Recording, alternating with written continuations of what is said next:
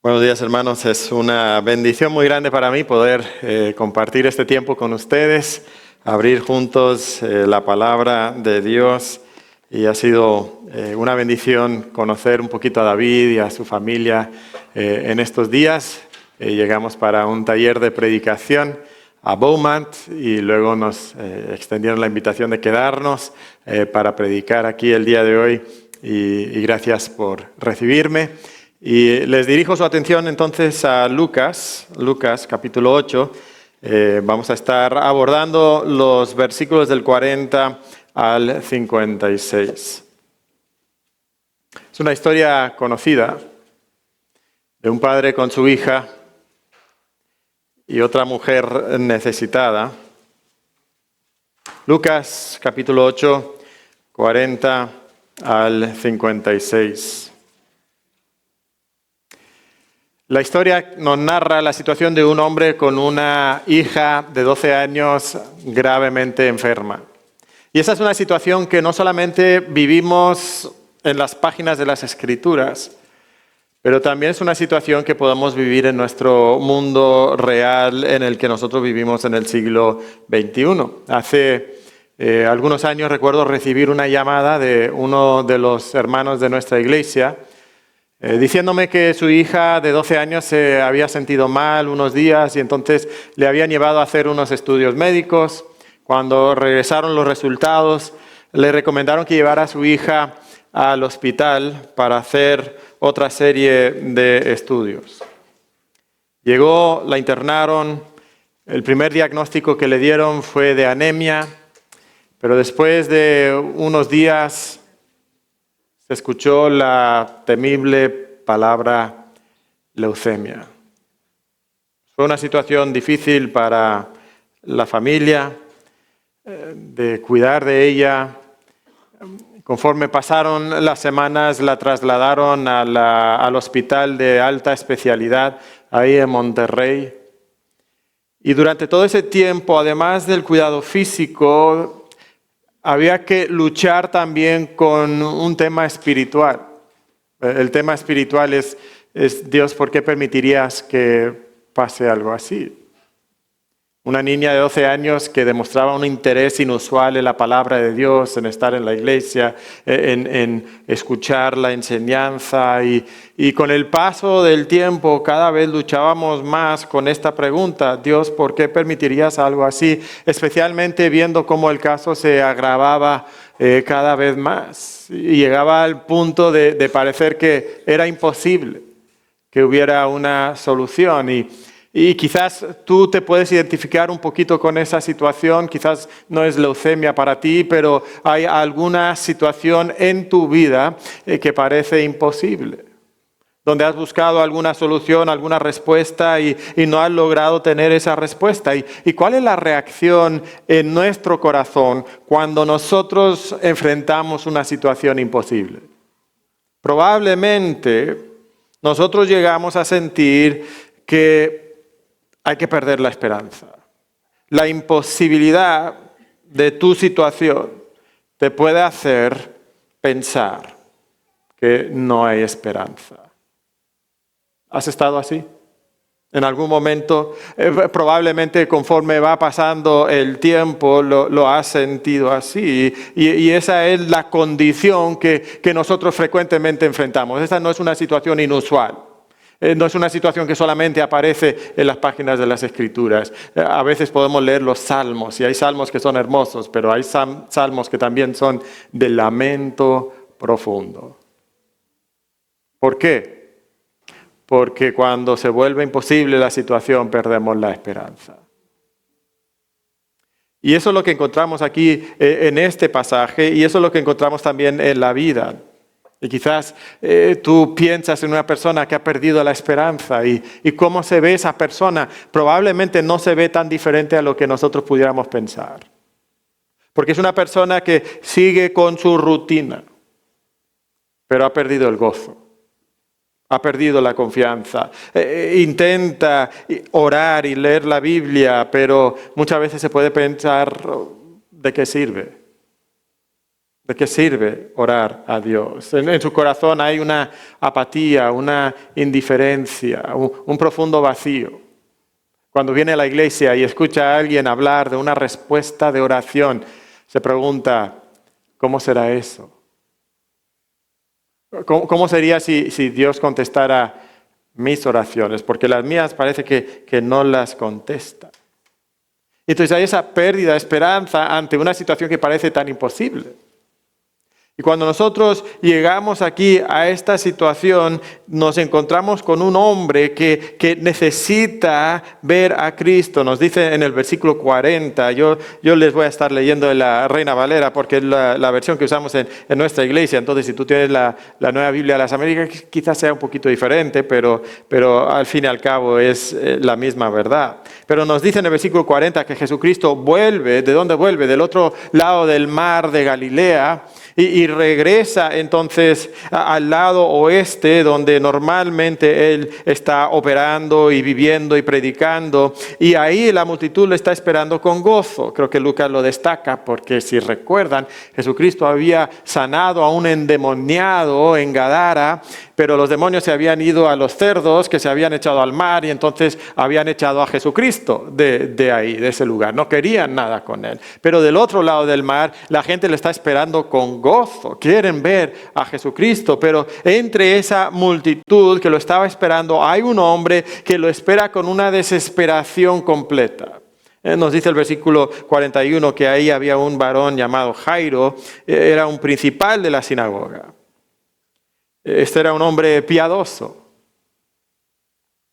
Pero él estaba ansiosamente esperando a Cristo, y cuando Cristo llega, él se abre paso entre las multitudes y va corriendo a Cristo y se postra delante de él y le ruega que vaya a su casa. ¿Por qué le ruega con tanta ansiedad? Porque el versículo 42 nos dice que tenía una hija única, como de 12 años, que se estaba muriendo, y mientras iba, la multitud le oprimía. Su hija. Hay pocas cosas tan bonitas como la relación entre un padre y una hija, especialmente una hija única. Hay un lazo especial ahí. Mi hija se va a casar el próximo mes. Y bueno, no quiero llorar, ¿verdad? No quiero llorar por eso. No, estamos agradecidos a Dios por el joven piadoso que Dios ha traído a su vida. Es un momento de gozo, pero no es verdad que hay ese lazo tan bonito entre padre e hija. Y esta hija está apenas llegando a la adolescencia, a empezar a florecer como mujer, pero ahora se enfrenta a una enfermedad que le está amenazando la vida, le está llevando al punto de la muerte. Y seguramente Jairo, un hombre piadoso, un hombre de la sinagoga, líder en la sinagoga, seguramente él se preguntaba, Dios, ¿por qué estás permitiendo esto? O sea, las cosas malas le deben suceder a las personas malas. Pero yo no soy una persona mala, yo soy piadoso, yo te sirvo, yo amo tu ley. Señor, ¿por qué esto me pasa a mí? ¿Y te has preguntado eso en alguna situación, en alguna prueba a la que tú te has enfrentado? A veces pensamos que las cosas malas son para personas malas, pero a veces en este mundo quebrantado por el pecado, eso puede llegar también a nuestra vida. Incluso los jóvenes que están aquí. A veces nosotros pensamos que la enfermedad, la muerte es para las personas ancianas. Pero en este pasaje nos damos cuenta que las cosas malas le pueden pasar a personas jóvenes también. Y tenemos que pensar en Cristo, igual que Jairo. ¿Qué es lo que Jairo había hecho? Jairo había corrido a Cristo, y ahí aprendemos entonces para nosotros la primera lección el día de hoy. Cuando te enfrentes a un caso urgente, cuando te enfrentes a un caso urgente, corre a Cristo. Cuando tu caso sea urgente, ¿qué debes hacer? Debes correr a Cristo. Esto es lo que hace Jairo, corre a Cristo, busca a Cristo. Esa es su única opción en una situación difícil. Y tenemos que preguntarnos nosotros si nosotros buscamos a Cristo. ¿Buscas a Cristo? ¿Buscas a Cristo cuando tu situación parece difícil? ¿Cuando es urgente? ¿Cómo buscamos a Cristo? Sin duda en la oración. ¿Cómo buscamos a Cristo? Sin duda en su palabra. Pero tristemente muchos de nosotros no recorremos a Cristo en las situaciones difíciles de la vida. Buscamos las soluciones en nuestra propia inteligencia, lo buscamos en nuestra propia cuenta bancaria, lo buscamos en otros amigos, lo buscamos en YouTube, lo buscamos en Spotify, pero no vamos a Cristo para encontrar la solución de nuestros problemas. Entonces, hermano, cuando tu caso sea urgente, tú necesitas correr a Cristo. Y si tú no corres a Cristo, tú le estás volviendo la espalda al único puerto seguro de esperanza que nosotros tenemos. ¿Qué habían hecho en Gadara? Habían corrido a Jesucristo, no querían nada con Jesucristo. Pero Cristo era su única esperanza. Ahora Jairo ve a Jesucristo venir y él sabe que Jesús es su única esperanza. Y entonces él corre a Cristo. Corre a Cristo porque no hay otra esperanza. Jesucristo escucha sus palabras, se pone de acuerdo con él, ok, vamos a ir a tu casa.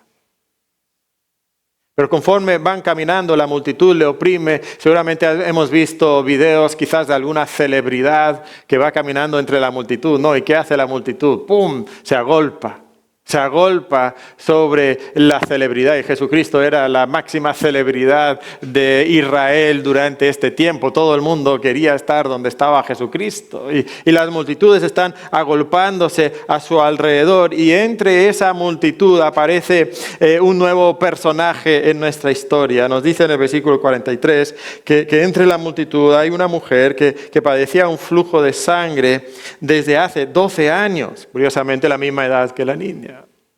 12 años. Y noten la gravedad de esta situación. Ella había gastado todo lo que ella tenía en médicos, pero su situación era tan grave que nadie había podido curarla. Imagínate tener una enfermedad crónica que dura 12 años. Imagínate haber gastado todo lo que tú tienes sin encontrar ninguna sola solución. Imagínate también la situación de esta mujer, porque para ella era un problema no solamente físico, era un problema social, porque en la cultura judía una mujer que tiene un flujo de sangre es una mujer inmunda. Entonces ella ya no puede tener contacto con sus amistades. Ella no puede relacionarse con otras personas. Incluso los mismos lugares donde ella se sienta también se vuelven inmundos. Es probable que esta mujer o nunca pudo casarse o si estuvo casada, su esposo la habrá abandonado.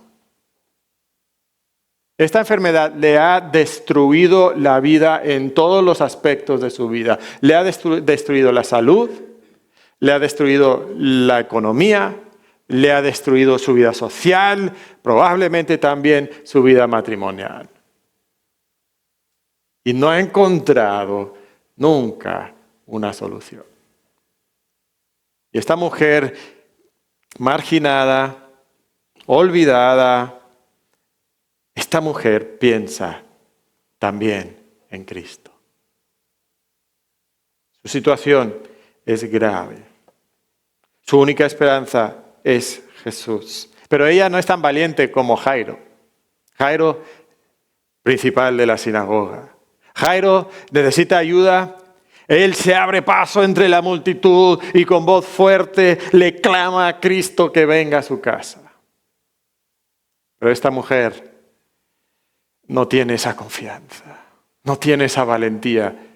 Y entonces con sigilo se mueve entre la multitud. Y lo que ella quiere es solo tocar el manto de Cristo. Nos dice en el versículo 44 que ella se acerca por detrás. Ni de frente va con Cristo, se acerca por detrás. Y extiende la mano y toca el bordo de su manto. Y nos dice el pasaje que al instante se detuvo el flujo de sangre. Imagínate esa experiencia. 12 años sufriendo ese flujo de sangre. Y en un momento, ¡pum!, sientes la sanidad que entra a tu cuerpo.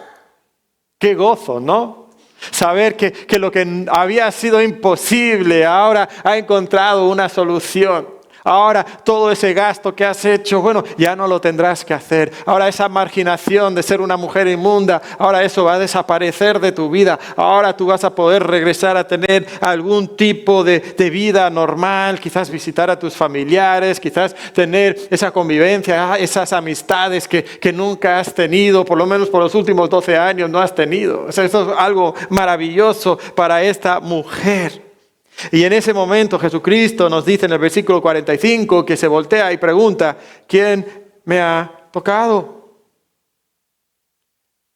Pues otra vez, recuerda, la multitud le está oprimiendo, es la estrella, ¿verdad? Y todo el mundo lo está tocando. Pero Jesucristo no está interesado en el toque de las multitudes aduladoras, Él está interesado en el toque de fe que ha tenido esta mujer. Y entonces Él se detiene y pregunta, ¿quién me ha tocado? Ahora, ¿Jesucristo sabía quién le había tocado? Por supuesto que sí, ¿verdad? Jesucristo es Dios, Jesucristo sabe todas las cosas.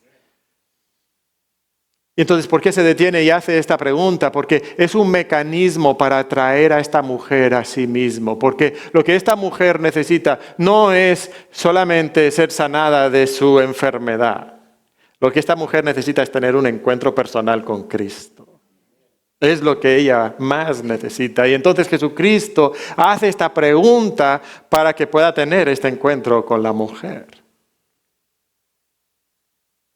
Imagínate la mujer. ¿Cómo se habrá sentido? Esta mujer de poca valentía. Esta mujer marginada. Que lo quería hacer todo en secreto y en sigilo. Y ahora queda expuesta delante de la multitud.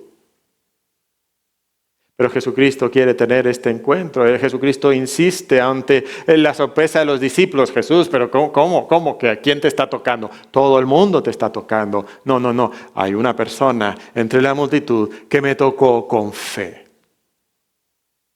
Hay una persona en la multitud que me tocó con fe. Y necesito hablar con ella. Mira lo que dice el versículo 46. Jesús dijo, alguien me ha tocado, porque yo he conocido que ha salido poder de mí. Ha salido poder de mí. La mujer seguramente estaba aterrada. O sea, piensa, esta es una mujer inmunda. Esta es una mujer que no tenía el derecho de caminar entre la multitud. Porque cada persona que ella tocaba se volvía inmunda. Es una mujer que se atrevió a tocar al maestro. Y que según las reglas y las leyes judías, su inmundicia ahora se había transferido al mismo maestro. Pero Jesús insiste y ella se sabe descubierta. Y entonces ella viene temblando en el versículo 47, se postra ante los pies de Jesucristo y le declara todo en frente de todo el pueblo. Le explica por qué había venido y le explica cómo ella había sanado. Y hermanos, aquí encontramos una de las maravillosas verdades de las Escrituras, que nuestra inmundicia no se transfiere a Jesucristo, sino la pureza de Jesucristo se transfiere a nosotros. Nosotros no lo podemos manchar. Aunque Él tomó nuestra inmundicia de manera voluntaria en la cruz. Nosotros no le manchamos, sino que Él nos purifica a nosotros. Jesucristo escucha a esta mujer temblando, con voz débil seguramente, sin apenas poder hablar, tartamudeando seguramente. Pero el gozo también de esta mujer que ha experimentado este milagro. Y noten la compasión de Jesucristo en el versículo 48. Y Él le dijo, hija.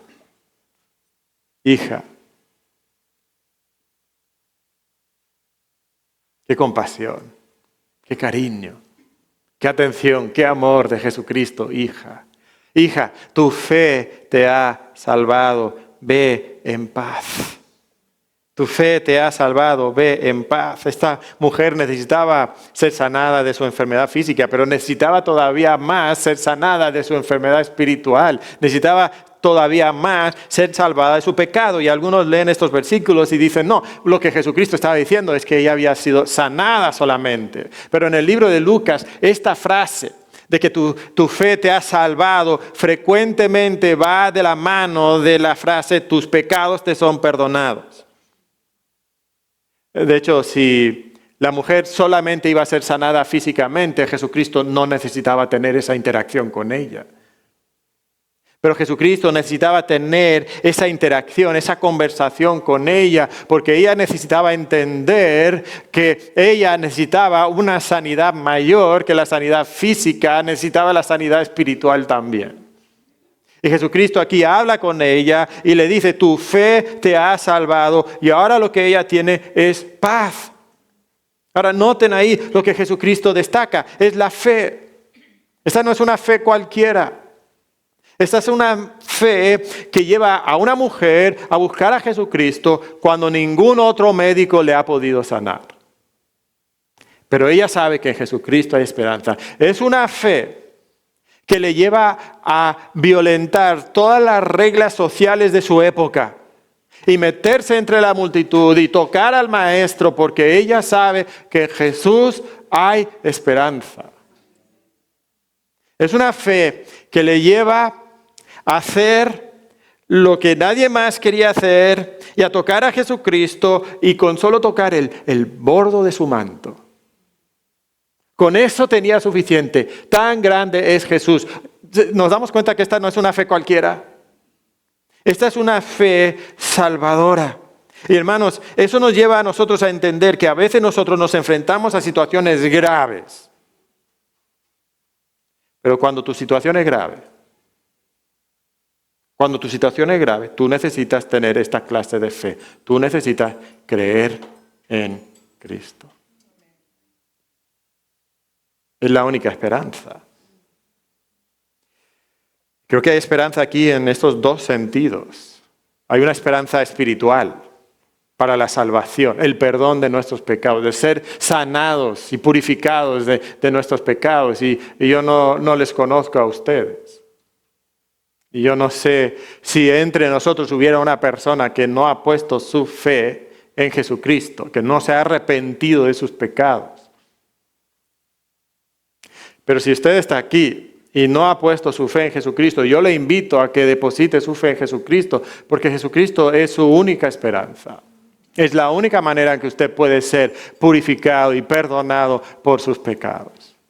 Jesucristo es la fuente de perdón y de pureza espiritual y tú tienes que creer en Cristo y solamente en Cristo para encontrar eso.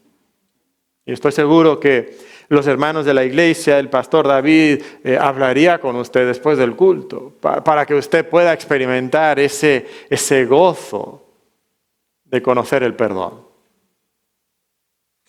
Pero también hay esperanza en los aspectos físicos, en los aspectos quizás no solo de salvación, pero cosas muy graves en nuestra vida. Otra vez, ¿cuál es esa situación grave, compleja, que nadie ha podido solucionar para ti? ¿Dónde estás buscando tu solución? Tú necesitas correr a Cristo y ejercer fe en Cristo, creer en Cristo también. Esa es nuestra única esperanza, cuando nadie más puede solucionar tus problemas. Ahí está Cristo. Hermanos, Cristo actúa por medio de la fe. Donde no hay fe, usualmente Dios no obra.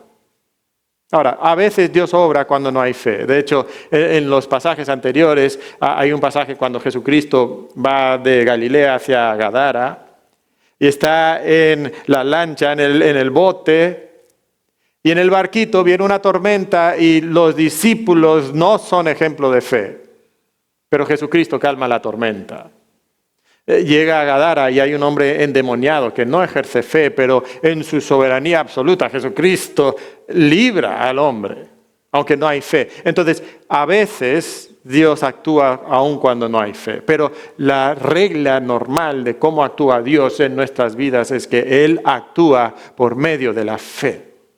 De hecho, se acordarán quizás de Mateo capítulo 13 que Jesucristo regresa a Nazaret, su pueblo natal, y nos dice que no hizo ahí muchos milagros a causa de la incredulidad de ellos.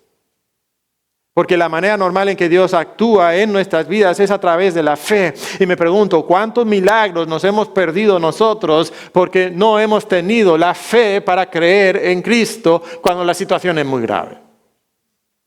Pero esta mujer cree en Cristo y ve la activación del poder de Dios en su vida. Y hermanos, piensen en Jesucristo caminando entre la multitud y todas las personas queriendo tocar al Maestro. ¿Cuántos de ellos no habrán tenido problemas? ¿Cuántos de ellos no habrán tenido enfermedades? Pero ellos tocaron a Jesucristo y no fueron sanados. ¿Por qué? Porque no le tocaron con fe. Y a veces nosotros podemos estar aquí en la iglesia y podemos venir a escuchar la predicación y quizás podemos participar de grupos pequeños. Si ustedes tienen grupos pequeños aquí en la iglesia, no sé, o hasta vienen los jueves al estudio. Y puedes hacer todo eso y no tener fe y no ver la obra de Dios en tu vida. Tú necesitas tener fe.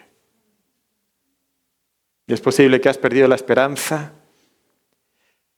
Es posible que tú piensas que tu caso es demasiado grave. Pero Cristo es nuestra esperanza. Cuando tu caso es urgente, corre a Cristo.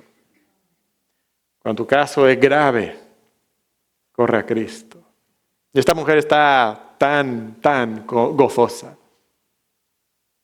Pero de mientras, ¿cómo está Jairo? Jairo está impacientemente esperando a Jesucristo mientras habla con esta mujer.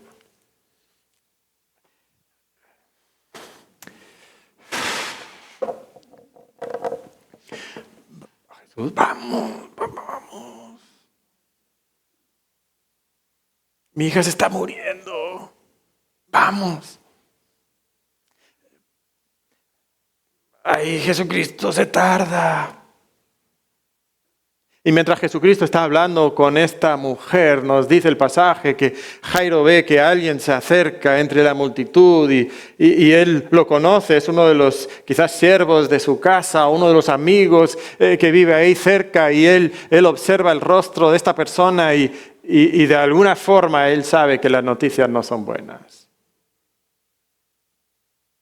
Finalmente esa persona llega y le dice, Jairo, tu hija ha muerto, no molestes más al maestro. Jairo, no hay nada que hacer. No hay nada que hacer. Seguramente el mundo se le viene encima a Jairo. Mi hija, mi única hija, ha muerto. ¿Cómo es posible? Yo vine a Jesús. Jesús, ¿por qué te tardaste? Jesús, ¿por qué no corriste? Jesús, esa mujer tenía esa enfermedad 12 años, no era urgente, pero el caso de mi hija era urgente. Jesús, ¿por qué no hiciste nada? ¿Por qué no sanaste a mi hija? Pero ahora es imposible. Ahora pasó la oportunidad. Ahora ya no hay nada que hacer. Pero hermanos, cuando estás con Cristo, nunca llegas al no hay nada que hacer. Nunca. Y mira lo que dice aquí Jesucristo. Nos dice en el versículo 50 que oyéndolo Jesús le respondió, no temas, cree solamente. Cree solamente y será salva.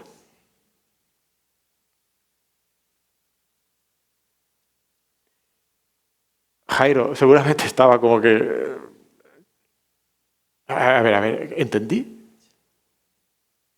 cree solamente y será salva. Está hablando de mi hija. Pero ¿cómo es posible? Mi hija ha muerto. No hay esperanza. Es imposible. Es imposible. Pero las palabras de Jesucristo son: no temas, cree solamente y será salva. ¿Qué es lo que requiere? Requiere la fe. Y hermano, cuando tu caso sea imposible, sigue creyendo. Sigue creyendo. Porque con Cristo no hay imposibles. Ahora, hermanos, es verdad, todos decimos amén, porque conocemos cómo termina la historia de Jairo. Pero que de tu situación imposible, puede ser una enfermedad crónica para ti, como la mujer. Puede ser una enfermedad terminal, donde ya no hay opción. Puede ser que incluso ha llegado la muerte a tu familia. Quizás para ti no es algo así, quizás para ti es un familiar inconverso, que tú le has rogado a Jesucristo por la salvación de ese familiar y no ha habido respuesta por años. Quizás tú te enfrentas a un hábito de pecado que tú no has podido vencer en tu vida. Hay un aspecto de tu carácter que tú no has podido controlar. Quizás tú sientes una opresión espiritual. Y Dios no te ha quitado esa opresión espiritual. Quizás te enfrentas a una situación matrimonial. Tu esposo, tu esposa no es lo que debería de ser y tú has buscado que Dios cambie a tu cónyuge y no lo cambia. Quizás son hijos rebeldes que se han alejado de Dios y ya no quieren saber nada contigo. Quizás jóvenes. Son tus papás rebeldes en contra de Dios, que no viven la vida cristiana como debería. Y tú has orado y Dios no te ha contestado. Y se ha complicado la situación y no hay respuestas y Dios no hace nada. Pero hermanos, sigue creyendo. Corre a Cristo, cree en Cristo. Y cuando es imposible, sigue creyendo en Cristo. Escucha las palabras: no temas. No temas, cree solamente y serás salvo. Jesucristo y sus discípulos llegan a la casa. Conforme van entrando a la casa se encuentran con personas que escuchan su aseveración. Ahí en el versículo 52, donde Jesucristo dice: no lloréis, no está muerta, sino que duerme. Y la respuesta no es una respuesta de fe, es una respuesta de burla, de escarnio. Dicen: está muerta. Probablemente estas personas eran lo que se conocían como endechadores profesionales. Y en México, cuando hay un cumpleaños, se llama el mariachi, ¿verdad? Que venga a celebrar. Bueno, en Israel, cuando alguien moría, llamaban a los endechadores. O sea, eran como profesionales del lamento. Era una manera de mostrar que tú amabas mucho a tu familiar fallecido. El punto es que estas personas eran expertas en la muerte. O sea, vivían de la muerte. Se ganaban el dinero de la muerte. Entonces, si había algo que ellos conocían, era un cadáver. Y entonces, cuando Jesucristo les dice: no está muerta, sino que duerme, ellos dicen: este está loco. Porque nosotros sabemos lo que es un cadáver y ahí hay un cadáver. Esa es una niña de 12 años que ha muerto y aquí nosotros somos los expertos. Pero ellos responden con lo contrario de la fe. Ellos responden con burla contra Jesucristo. Pero otra vez recordamos las palabras de Jesucristo: no temas, cree solamente y serás salva. Y dentro del corazón de Jairo hay como una pequeña llama de esperanza, quizás un pábilo que humea a punto de extinguirse, pero hay todavía esperanza por las palabras de Jesucristo. Y nos dice en el versículo 55 que Jesucristo se acerca a la muchacha, le dice: levántate, y entonces su espíritu volvió, inmediatamente se levantó. Y él mandó que se le diese de comer. ¿Te imaginas el gozo en el corazón de Jairo y de su esposa? Mi hija estaba muerta, pero ahora le puede dar el abrazo de nuevo. Ahora puede reírse con ella, ahora puede llorar con ella. Seguramente había una mezcla de emociones increíbles, increíbles. ¿Por qué? Porque era increíble que había revivido, pero hermanos, no hay nada increíble cuando Jesús está de por medio. Porque no hay nada imposible para Él, entonces no hay nada que es realmente increíble. Por eso tenemos que tener fe. Y hay un profundo gozo en esta mujer y me encantaría haber visto la mirada de aquellos que se burlaron de Jesucristo. Cuando se abre la puerta y sale esta niña de 12 años. ¡Qué maravilla! ¡Qué maravilla! Y sabes, hermanos, aquí les voy a dar la enseñanza principal del sermón con una expresión mexicana que seguramente muchos de ustedes sí conocen. Pero la enseñanza de este sermón, de este pasaje, de manera muy simple, es simplemente esto. Los casos imposibles son pan comido para Cristo. Los casos imposibles, pan comido. Pan comido.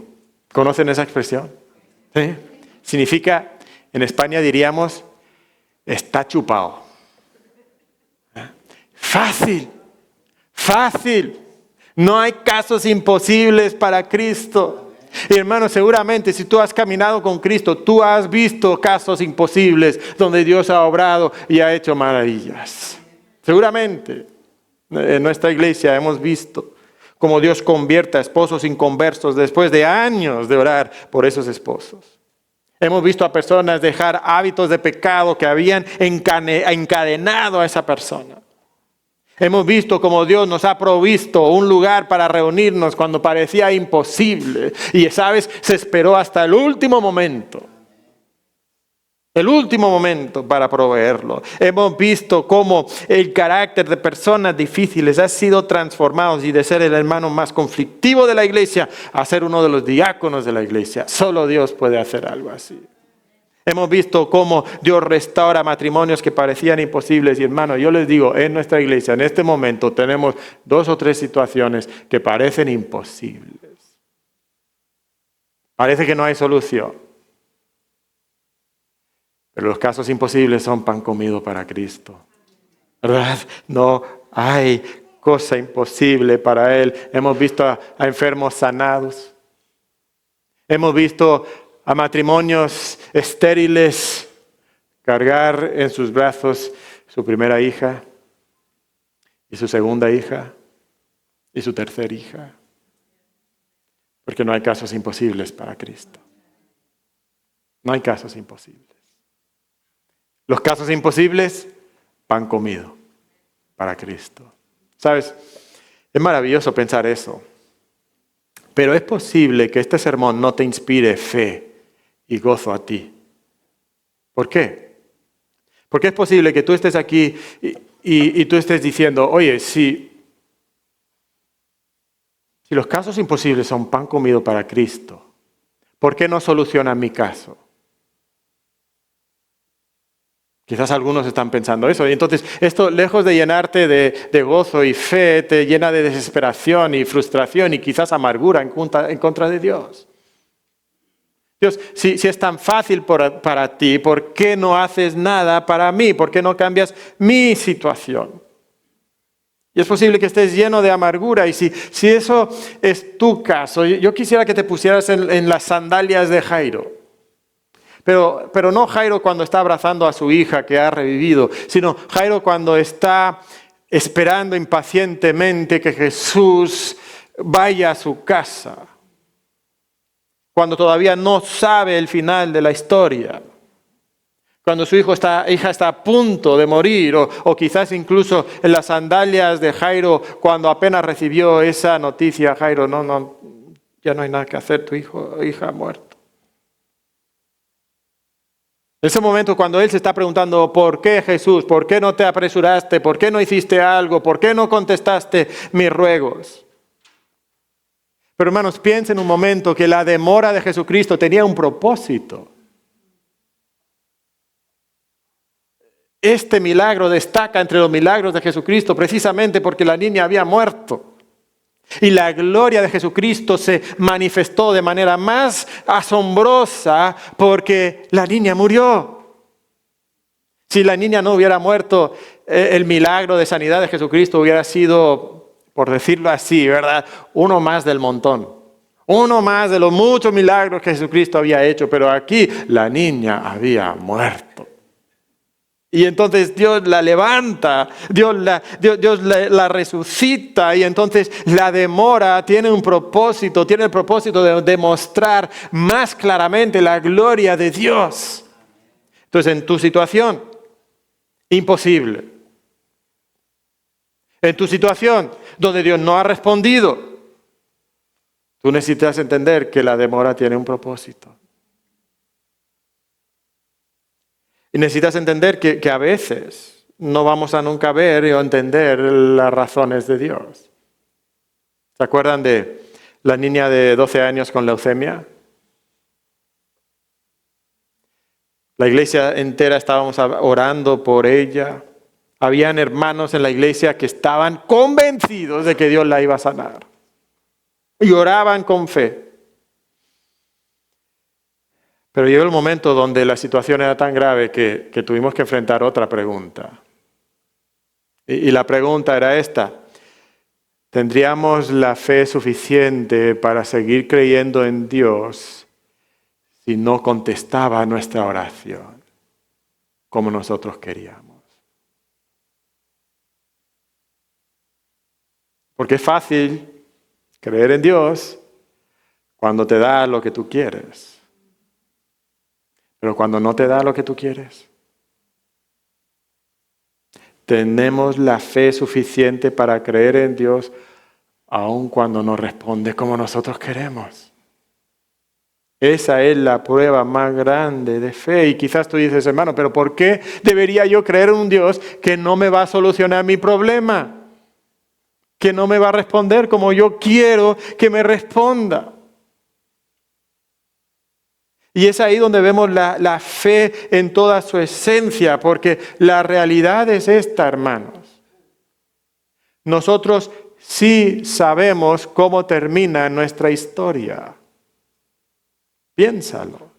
Si tú eres hijo de Dios, tú sabes cuál es el final de la historia.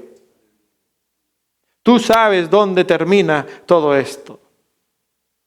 Tú sabes que viene un mundo futuro donde Jesucristo sanará a todos los enfermos, donde Jesucristo levantará a todos los muertos, donde Jesucristo secará toda lágrima. Ese es tu destino. Y ahora, por un poco de tiempo, tu fe quizás tiene que ser probada. Quizás ahora, por un poco de tiempo, tú tienes que sufrir el fuego de la prueba. Pero nosotros sabemos que un día Cristo será manifestado, y cuando Cristo sea manifestado, nosotros recibiremos la herencia incorruptible, incontaminada, inmarcesible, reservada en los cielos para nosotros, que nadie te lo puede quitar. Ese es el final de la historia. Entonces, mientras aquí tú tengas que ser probado, si tú eres hijo de Dios, tú sabes el final de la historia y es un final glorioso. Pero tú tienes que tener la fe de seguir creyendo, incluso cuando Dios te dice que no. Y ahí es donde vemos la fe.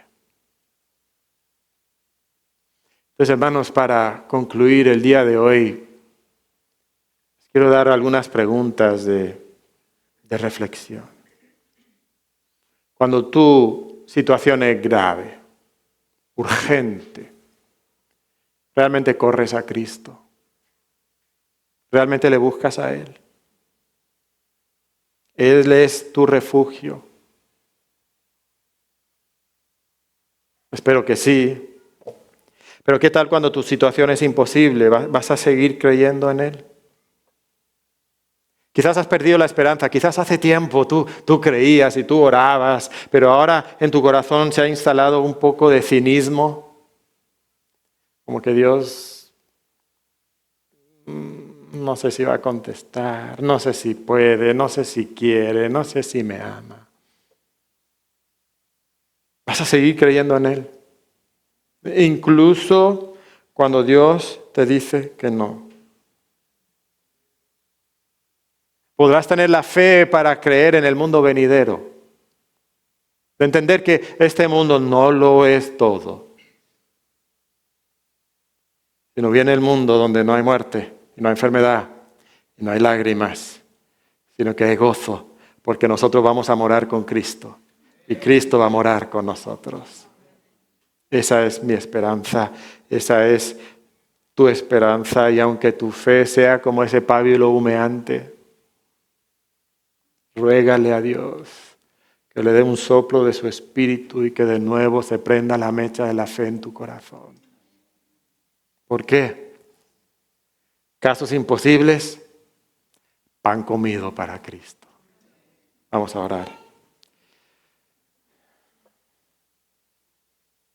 Padre, yo te pido por mis hermanos. No los conozco. No sé cuáles son sus situaciones. Pero estoy seguro que hay personas que están aquí con casos urgentes, casos graves y algún que otro caso imposible. Pero Padre, yo te pido que tú traigas un soplo de fe y de esperanza a su corazón. Que avives en ellos la llama de la fe, Señor. Que ellos sigan creyendo en Cristo, porque Señor, los casos imposibles son pan comido para ti. Padre, yo te pido que tu Espíritu toque nuestros corazones. Y que nosotros podamos recobrar la fe que quizás hemos perdido, o que tú puedas reforzar una fe que es cada vez más débil. Y que incluso, Padre, si hubiera una persona aquí muerta en sus delitos y pecados, que tú puedas revivir a esa persona, que tú le puedas dar vida por fe en Jesús. Entonces, Padre, te pido que tú obres entre nosotros. En nombre de Cristo te pido esto.